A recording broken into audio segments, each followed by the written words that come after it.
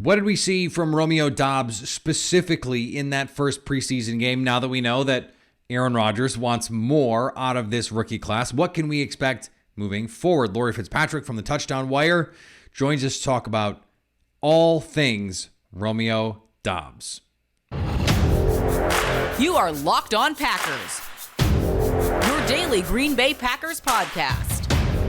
Part of the Locked On Podcast Network, your team every day.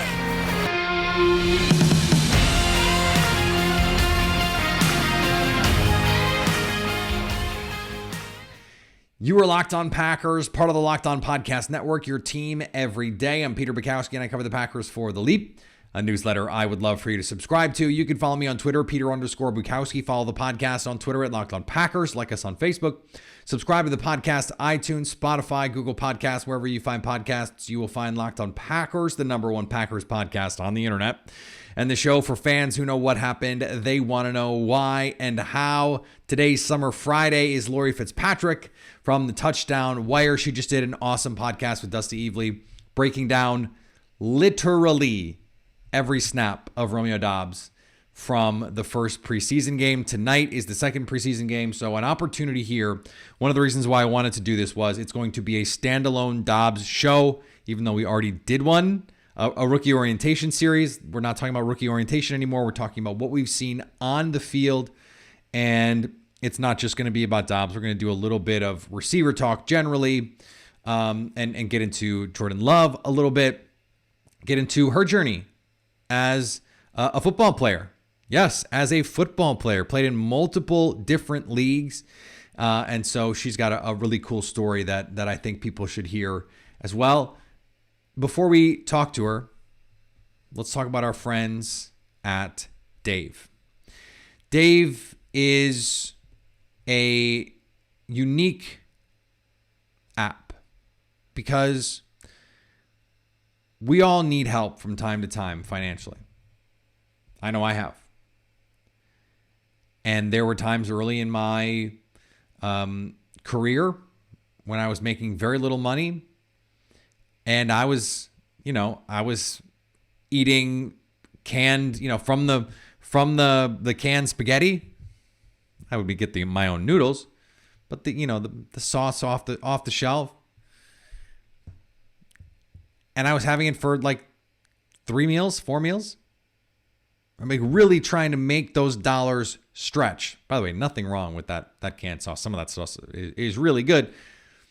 But if you need help with your finances, Dave can do it. Dave is the banking app that can get you $500 instantly with extra cash. More money to fill your tank. Buy that wedding gift, catch up on bills. Download the Dave app from the App Store right now. That's DAVE. And sign up for extra cash to get up to $500 instantly. For terms and conditions, go to dave.com/legal. Instant transfer fees apply. Banking provided by Evolve. Member FDIC. Joining me now from the Touchdown Wire, Laurie Fitzpatrick, to break down all things Packers. Just did an awesome podcast with Dusty Evely. If you haven't watched it, go check it down. That was an hour and a half. I was teasing Dusty that now I had to carve out an hour and a half to watch that. And guess what I did? I found time to watch it because two people that I love to watch and listen and read breakdown tape did it. Laurie, it is great to be with you. We have done this a lot on Twitter, and now we get to do it in person, which I am very excited about. So before you watched it, before you actually got to sit down and watch the Packers, when you went in, you had some sort of expectation, right? We all do going into watching it. What was something that stood out to you that was different than what you expected? Oh, whether it's a concept, a player, whatever it is. What was something that we were like, oh, this is interesting? Like after I watched the film, that he got open more than he actually got the ball. Talking about Romeo Dobbs now. Yes. Sorry, Dobbs. Yeah, he got open a lot more, and I think that there was a point where the coaching staff must have just said, "Give him the ball," because almost every single play he was getting open. So I wasn't expecting that. I thought, he got it when he got open, and Love made the reads, and but you could see him going through the trial and error through each play until that big play happened. There was like the release that he got off a little bit slower. And then the next play was overthrown. And then finally the play after that, the touchdown happened. So I was able to kind of see the whole build up. And then finally we got to see, him score. So I thought that was interesting, kind of going through the whole trial and error. He didn't just win off the bat. Like, he didn't just come in and own it. I mean, obviously he played fantastic, but it was cool to kind of see him go through, his development through each play. When you're looking at a receiver, and you guys went very deep into what Romeo Dobbs was doing on every play, and I know you do a lot of pre-draft evaluation as well. You're watching the tape a lot for, in particular, Jacksonville, because you're in Florida and have covered that team. When you're just looking at this is what I want a receiver to do. These are the traits that I'm looking for. What's at the top of your list? Top is release, without a doubt. Most people will say separation, but that comes from the release. So I think that's the most important thing, because once you get to the top of your release and you're in let's say the defense is in off coverage, what that receiver does once he closes that gap between him and the defender means everything. Then it's up to the quarterback to make the throw. Obviously, it's awesome when guys can make that big play 50-50 catches like we saw Dobbs make. But he wouldn't have gained that trust unless he got open from his releases. So that's definitely the number one thing that I look for. And then with release comes separation. So that would be number 2. One of the things that Romeo Doubs has been able to do right away is show that he has a pretty, not necessarily varied release package right now, but he is effective at beating press with his feet. Guys don't even get a chance to get their hands on them. Like, there was Nate Tice showed a clip. It was actually of Alec Pierce beating press. And there were a lot of people in the comments going, well, that's not press. It's like, no. He made it so the defender could not get his hands on him. That was how he won. It was still press coverage. That defender was still pressed up on him. What did you see from Dobbs in terms of being able to win at the line of scrimmage? How was he able to do it? Because some guys can do it with brute strength. Some can do it with speed. Some can do it where, like, I'm just Deshaun Jackson. Like, you just can't press me. Like, I'm just too fast. I'll just run by you. So what did you see from Dobbs against the 49ers? It was really the explosion. Honestly, there was a couple times where he had like a 2-step release, so it would be 2 motions, and then he would explode off the 1 foot. I like to call it a little shake and bake kind of, and then he explodes off that back foot and runs right by him. He did that a couple times. But the 2 plays that he got by his defender really quickly was just a single move release. He just made one false step to one side, and then literally ran around the defender. So it was mostly soft press. So there are 2 kinds of pressers. There's, the press where he's going to try to jam you at the line of scrimmage. But I think even if the defenders were in like a hard press, he would have been able to get around it anyway, because I think he's fast enough. But he can beat soft press with ease. So that's definitely what he showed against multiple cornerbacks, against, on the 49ers. So I thought that was awesome. But it was definitely that single move is his number 1. So there's one play, we don't have the play on tape, but I know you went over it. The overthrow on the go ball before the touchdown. So one of the things that I saw on tape with Dobbs in college was I felt like he needed to get a little stronger because he could get knocked off his path, which can throw off timing and all kinds of other things. And it was interesting because on that play, he did get pressed. The defender was able to knock him off his path, but he was so explosive that all of a sudden he stacks that corner and he's by him. Yeah. And it's like, okay, well, it was almost the negative, the thing that I wrote in the negative column. It didn't matter. He rendered it obsolete. First of all, do you remember the play that I'm talking about? Yeah. And what did you see on that one?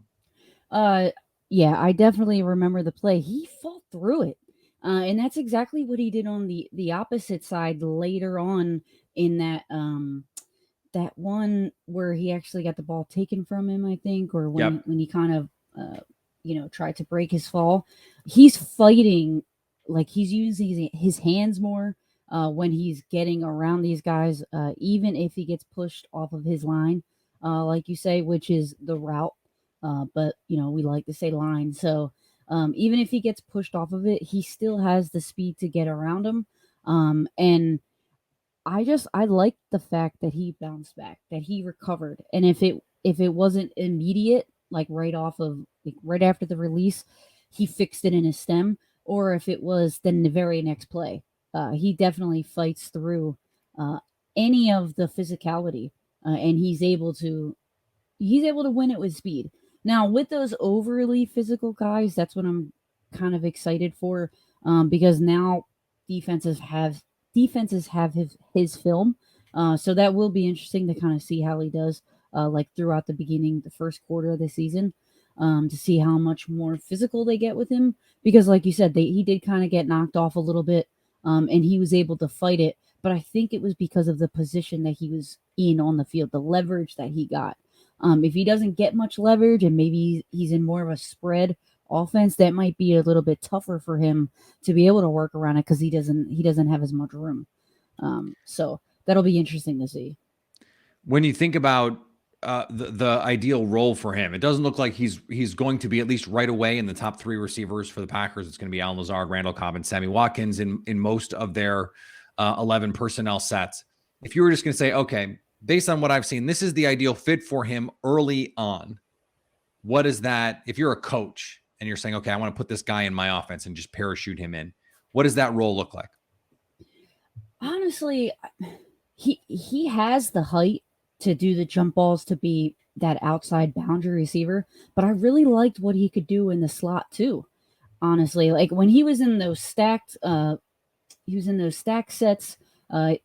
Yeah, he had a little bit of space because of that stack. But that's how you use guys in the slot. You can use them. You can use their speed, and you can put them in different formations to kind of, exploit the defenders, to kind of get them off of the line of scrimmage a little bit. So, if anything, an X that moves around, because just because you're an X, it doesn't mean you're in one, specific spot. You could be, the X that's the single receiver on one side, and I think he could do fine against one corner, and then you have maybe the safety paying attention to the trips on the other side of the field.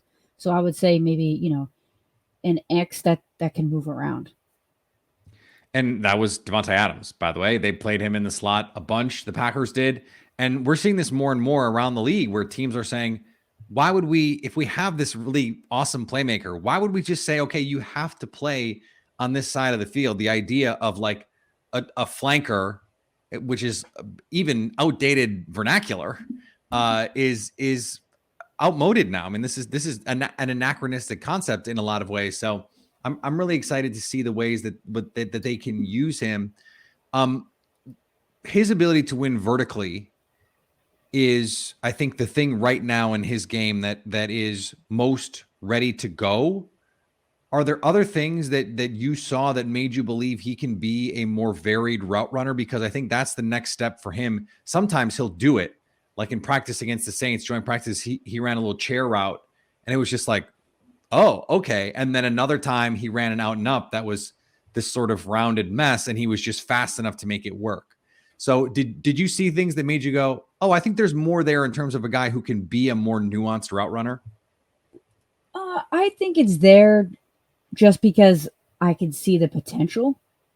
But I wouldn't throw him out there just yet.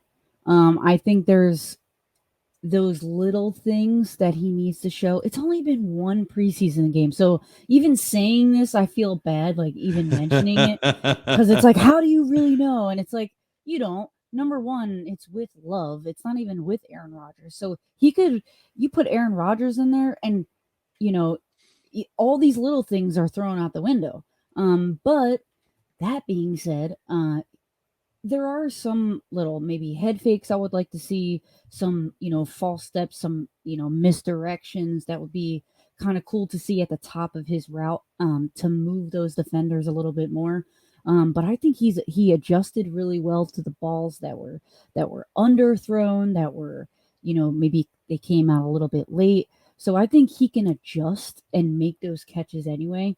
But I would say, he does still have a little bit to work on when he gets to, like, when he's exiting his release, and maybe trying to move his defender. He could maybe do a little bit more in terms of that. But otherwise, I think it'll take a little bit, and I'm interested to see how he works with Rodgers, because Rodgers is going to make him look so much better than he already does look, and he already looks really good. So I'm looking forward. It's also, I mean, this has been talked about ad nauseum, and we're not going to dive into it about, Aaron Rodgers' expectations and wanting the mental mistakes. I mean, this is an offense that requires a lot of its receivers to say, okay, you see this coverage, and that makes you do either this or this, right? So you need to see the game, and this is something that you hear Rodgers say all the time, and the coaches say, we want the receivers to see the game through the eyes of the quarterback. And I think that is just something too, that once he gets that, like, I think everything else is going to kind of fall into place for him. One thing I want to ask you related to Dobbs, but that is not specifically about Romeo Doubs. As you're watching, he's playing with a quarterback, right? That is an essential part of evaluating a receiver, is understanding what the quarterback is doing for him and not doing for him. What did you think of Jordan Love as you're watching Dobbs try and do whatever he can do on the field? It's tough because I don't think we necessarily saw a lot, but I didn't like many of his throws. Dobbs had to do a lot of adjusting. He made Dobbs look a lot better because of no, I'm sorry. Dobbs made him look better because of how much he had to adjust to some of the balls that were thrown. I didn't even really look at the interceptions, to be honest. I think Dusty and I may have seen like two. And one of them, Dobbs should have. It's tough when you have to think of how many. Did I see all of them? I saw two of the three. Like, that's already like a bad place to be starting from. Yeah, no, I don't. Yeah, it's tough. I didn't really break down the film for Love. So I don't want to say anything that I could go back and say, oh, maybe that isn't necessarily an accurate evaluation. But I saw, some underthrown balls, some balls that were late coming out. He didn't step into the pocket as much as I would have liked him to. So, there were some things that obviously I didn't like. But, I am looking forward to see what he does in this second week of preseason. I think he needs that's all the time totally fair. Frankly, Laurie, I wish more people would say, because I do this sometimes, where I'm just like, I don't know. I didn't pay enough, or I don't know enough to evaluate this particular thing. It's why I have like Joe Thomas come on and talk about, or Brandon Thorne come on and talk about offensive line. That's a blind spot for me. Like, I don't know. Even if I studied it, I wouldn't always know exactly what I was looking at. Yeah, so like I appreciate you just being like, nah. Well, sometimes exactly. I wasn't looking at it for that. So that is totally fine. I am asking this because I think it is interesting for my audience, but also because I don't actually know the story of your football playing journey. Yeah. I played in 3 different leagues. I played in the IWFL. There's about 50 teams, so we traveled a lot. I played on a team in the IWFL for 3 years. Then I played in the WFA. That was for Philadelphia Liberty Bells. So we played against like the Pittsburgh Passion. Yeah, we played against the Pittsburgh Passion. We played it. I don't know if you know any of these teams, but a couple people that played for these teams that I played against are actually coaches in the NFL now. So it's really cool. But yeah, we played against a bunch of teams, of women that are super talented and they know a lot. And we went by NFL rules. So we had to watch the film, we had to grind it. And because I learned this at like an older age, most fans are, they played football in elementary school or in high school. So they don't really remember the fundamentals. And I think that, I was able to kind of, like, I was able to play Madden. I was able to watch my brother play football. I was able to, I was really good friends with, even the coaches in my high school, where I sat there and I watched practices. I was the only girl in the stands, like, watching just a practice. I didn't have a boyfriend on the team. No, I just did it because I like to watch them practice. I like to watch the coaches coach. And yeah, so I played for those two teams. Then I played on, I'm gonna say, the bench for the lingerie league, because I didn't put on that outfit, but I was in the practices. They have a pretty extensive playbook. Those girls can hit, man. So there's a lot of respect that goes out to them. They basically put their bodies on the line for fun. They don't get paid to do that. And they basically have to wear those uniforms in order to play. So, obviously there are some players that maybe like that, but I know a lot of them would rather wear clothes. But so I definitely, like, they deserve more respect. I don't even know if the league is around anymore. But I pretty much joined that team. My quarterback that I played with was the quarterback of that team, the lingerie team in Philadelphia. So I got to learn a lot from them too. So I played for a good, like, 5.5, 6 years, like in my 20s. So yeah, it was fun, man. I learned a lot. And luckily, I wish I would have gone into this football side sooner. I took some time off after football, and I had a couple concussions, man. I'm not gonna lie. So, but yeah, I learned a lot, and now I'm finally in the actual game, and I'm able to kind of reiterate the things that I learned back in the day. So it's cool to kind of see what I learned, and I throw it out there on Twitter, and even the guys like Brandon Thorne and OL Masterlines are like, yeah, that's it. And I'm like, I'm just telling you what I learned, like, and I'm just right. Like, it's awesome. Like, I'm just trying to throw out as much knowledge as I can. And, I'm still learning the verbiage, the correct verbiage, because coaches all use different, they all use different terminology. And so did I. So, I'm still learning too. And so, yeah, it's been an awesome ride. So That's amazing. I would say I knew some of that just from following you on Twitter for a long time. I've seen you say some of those things, but I appreciate you sharing that for no other reason than I was really curious. And so this is great. Thank you so much for coming on. And then let my listeners know where they can find the stuff that you do. Yeah, so on Twitter at Laurie Fitzpatrick, you guys can basically find me on there, and also the Touchdown Wire. So USA Today, Touchdown Wire. I'm with Mark and Doug, which are, amazing guys. So I just want to throw them out there. Doug Farrar, Mark Schofield, they're awesome guys to be able to learn from as well. So yeah, Touchdown Wire, and on Twitter, that's basically where I'm at right now. We complete the trifecta because both of those guys have been on this show. I go way back with Doug, especially back to our SI days. So I'm glad to make it 3 for 3, and we'll have to have you back again soon. Thanks, Laurie. Thank you. Thanks to Laurie for joining the show. It was great to talk to her. Today's episode brought to you by our friends at BetterHelp. There have been plenty of times in my life where I needed someone to talk to, someone to be there for me. And you can look around at the people in your life, and sometimes the people closest to you are going through the same thing that you are and can't always be there for you the way that you want to be. Or maybe you can't be there for them the way that you want to be. Having someone to talk to help you through these times can be essential. And that's what BetterHelp can give you. It's not a crisis line. It's not self-help. It is professional therapy done securely online, available to people worldwide. You can log into your account anytime and send a message to your therapist. You can schedule weekly video calls or phone sessions. You don't have to see anyone on camera if you don't want to. It's more affordable than traditional offline therapy, and financial aid is available. BetterHelp is a great way to invest in yourself. Visit their website and read their testimonials that are posted every day. And they have a special offer for my listeners. Get 10% off your first listen at betterhelp.com/lockedon. That's 10% off your first month of online therapy at betterhelp.com/lockedon. And thanks for making Locked On Packers your first listen. Now go make your second listen Locked On Fantasy Football. Find the intellectual expert Vinny Iyer, who brings you 20 years of NFL experience and a unique angle to give you the moves no one else has.